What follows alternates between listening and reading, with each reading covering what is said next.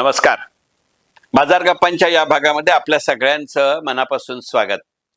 आपला आजचा विषय तेल आणि तेल कंपन्या. तेल आणि तेल कंपन्या असा विषय बाजार गप्पांमध्ये आज घेण्याची अनेक कारण. सगळ्यात पहिल्यांदा म्हणजे आत्ता आपल्या दोन तेल कंपन्यांनी सरकारी क्षेत्रातल्या दिलेला लाभांश. दुसरं कारण म्हणजे अमेरिकेनं व्हेनेझुएलाबद्दल केलेली गंमत.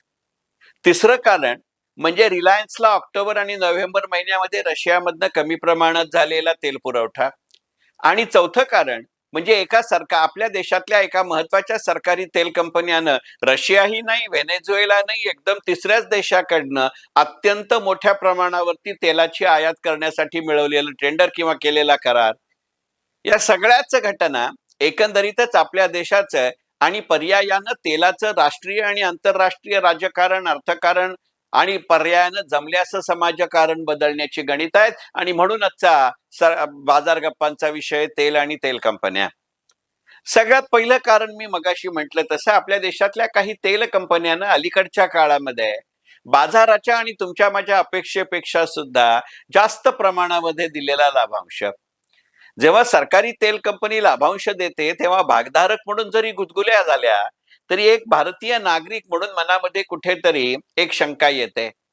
आणि नाहीतरी आपल्या मनामध्ये म्हणतात, मराठीमध्ये म्हणतातच ना, की मन चिंती ते वैरी न चिंती. ज्या वेळेला सरकारी कंपन्या अपेक्षा नसतानाही जास्त लाभांश देतात आणि त्यातही तेल क्षेत्रातल्या कंपन्या देतात, त्यावेळेला मनामध्ये शंका अशी येते की तेल कंपन्यांमध्ये सरकारची असलेली गुंतवणूक ही इतर कुठच्याही क्षेत्राच्या तुलनेमध्ये जास्त आहे, संरक्षणाचा अपवाद वगळता. एकंदरीतच तेलाची स्थिती ही आपली अशी आहे की आपण ज्याच्याकडनं आयात करतो हा देश बदलतो, पण आपल्या देशाची अर्थव्यवस्था शतकानुशतक नाही म्हणलं तरी दशकानुदशक ही तेलाच्या आयातीवर अवलंबून आहे. अशा वेळेला डॉलरचे भाव गगनाला भिडलेले असताना, पाऊंड कधीच आपल्याला सहकारी होत नसताना आणि अजूनही आपला रुपया त्या पद्धतीनं, त्या मानानं, त्या प्रमाणात, त्या स्वरूपामध्ये एक ग्लोबली ऍक्सेप्टेबल करन्सी झालेला नसताना जेव्हा सरकारी कंपनी लाभांश देते त्यावेळेला असं लक्षात येतं की याचा तुमच्या माझ्या देशाच्या राष्ट्रीय विकास दराच्या प्रगतीवरती, जीडीपी ग्रोथ रेटवरती विपरीत परिणाम होईल का? कारण माझा जीडीपी ग्रोथ रेट वाढता राहण्यासाठी मला तेलाची आहे या पातळीवर किंवा वाढीव पातळीवर आयात करावी लागते.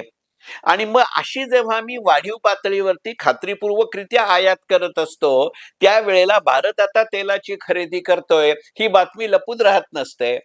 म्हणजे अगदी स्क्रीनवरती ट्रेडिंग केलं तरी त्यातल्या जाणकार सराईत माणसाला हे विशिष्ट कॉम्बिनेशन म्हणजे हा खरेदीदार दिसतो, हे लक्षात येतं. अगदी तशीच आपली परिस्थिती तेलाच्या आंतरराष्ट्रीय बाजारात असते.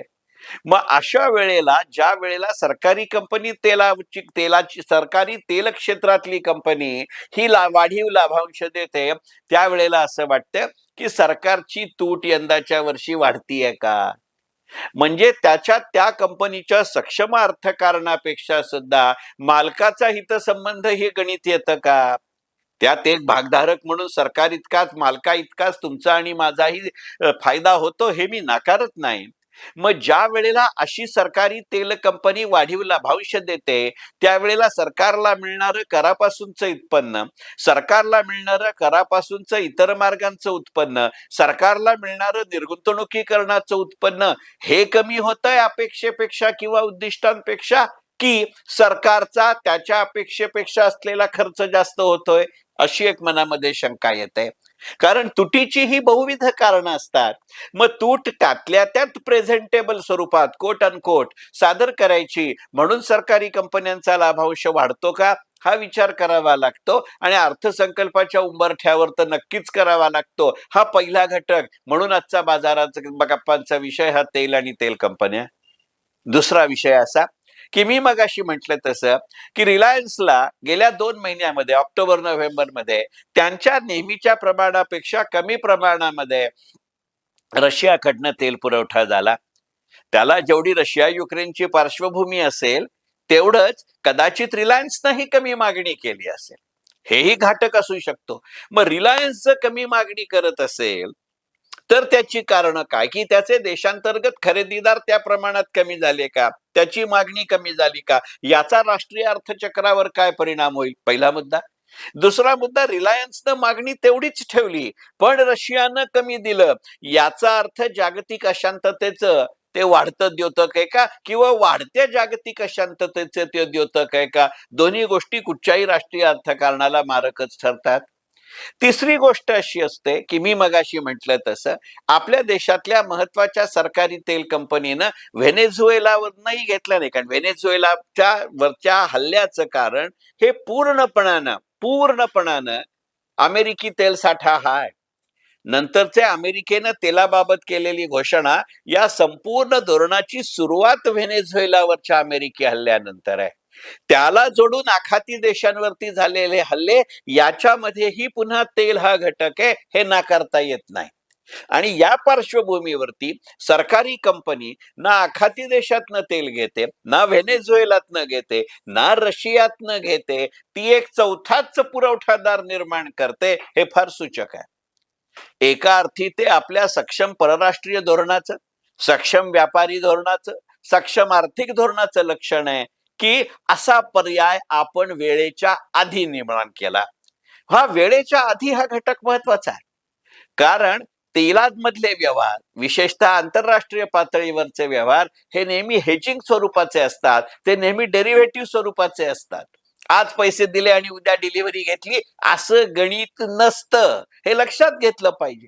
त्यामुळे एका पद्धतीनं या वारंवार उद्भवणाऱ्या जागतिक अशांततेमध्ये आपल्याला सक्षम पर्यायी अनेक मार्ग एकाच वेळेला उपलब्ध झाले पाहिजेत, याची यशस्वी पोचपावती म्हणजे एका सरकारी तेल कंपनीनं चौथ्याच देशाकडनं तेलाची आयात करणं आहे. हे जितकं आश्वासक आहे तितकंच ते सांकेतिक आहे. सांकेतिक अशा अर्थानं आहे की एकंदरीतच याचं गणित असं आहे की त्या प्रमाणामध्ये अजून एका देशानं आपल्या खरेदीचं मूल्य रुपयामध्ये स्वीकारायला मान्यता दिली, असा त्याचा अर्थ आहे. मग ही ज्याला एकंदरीतच डी-डॉलरायझेशन असं म्हणतात, त्या प्रक्रियेतलं हे पुढचं पाऊल आहे का, याचा विचार करावा लागेल. मग जर अमेरिका भारतावरती दबाव टाकायचे म्हणून वेगवेगळे मार्ग अवलंबत असतील, तर त्याला शब्दानं उत्तर देण्यापेक्षा कृतीनं दिलेलं उत्तर म्हणून हा चौथाच देश पुरवठादार म्हणून आपण निर्माण करतो का, याचाही विचार केला पाहिजे. आणि ह्याचा गोष्टीचा विचार करत असताना आपल्या वैयक्तिक किंवा स्थानिक सामाजिक जीवनामधले वैयक्तिक राजकीय रंगसंगतीचे इंद्रधनुष्य बाजूला ठेवावी लागतील. अहो, इथे तेच आज कोणाबरोबर लढतील आणि कोणाबरोबर सत्तेत बसतील याची खात्री नाही, तर आपण कशाला भांडायचं. पण त्याच्या पलीकडे जात मोदी भक्त किंवा मोदी विरोधक असं हे गणित नाहीये. हे कारण पी हळद हो गोरी नाही, दिवा बंद केला दिवा चालू केला इतकं ते सोपं नाही. म्हणजे आज केल्याची फळं भली बुरी जी काय असतील ती दिसायला काही काळ जावा लागतो, पण त्याची पायाभरणी आपण आज करतोय का, याचा विचार करू. म्हणजे अध्यात्मामध्ये जसं नेहमी सांगितलं जातं की पायाभरणीलाच मोठे दगड घालावे लागतात, तसे हे मोठे दगड घालणं सुरू आहे का, याचा विचार करू. आणि हा विचार आता 2025 संपत असताना 31 डिसेंबरला रात्री 8 वाजता ज्या वेळेला केंद्र सरकार अधिकृतपणानं जाहीर करतं की जपानला मागे टाकत आता भारतीय अर्थव्यवस्था जागतिक अर्थव्यवस्थांच्या क्रमवारीमध्ये चौथ्या क्रमांकाची अर्थव्यवस्था बनली आहे, याचीही पोचपावती आता चौथा तेलाचा पुरवठादार देश निर्माण करून आपण करतोय का, याचा विचार करू. याचे होणारे आपल्या गुंतवणूक क्षेत्रावरचे, आपल्या अर्थकारणावरचे, आपल्या औद्योगिकीकरणावरचे परिणाम हा एका स्वतंत्र व्हिडिओचा विषय होईल. बाजार गप्पांच्या एखाद्या दुसऱ्या तिसऱ्या व्हिडिओमध्ये याचा जरूर विचार करू. तोपर्यंत मनपूर्वक धन्यवाद.